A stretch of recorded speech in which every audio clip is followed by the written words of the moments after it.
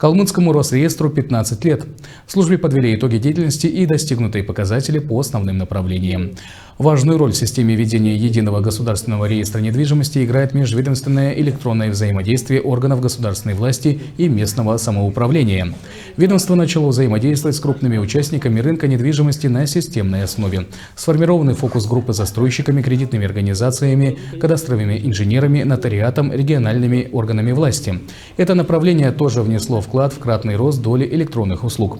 В целях повышения открытости ведомства организован открытый диалог с профессиональными участниками рынка недвижимости по вопросам предоставления услуг в сфере государственной регистрации прав и государственного кадастрового учета.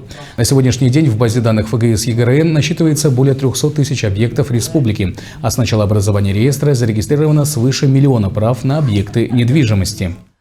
Хотелось бы отметить достижения, которые удалось добиться нашей службе за это время. Среди важнейших достижений, конечно, необходимо отметить, это сведение к нулю всех необоснованных приостановок и отказов по кадастровому учету и регистрации прав. Сокращение сроков кадастрового учета и регистрации прав до 2 дней. Электронная подача документов на регистрацию сейчас составляет больше половины всех регистрационных действий. Более 85% электронных ипотек регистрируются меньше, чем за 24 часа. Реализована интеграция Росреестра и его услуг с порталом госуслуг.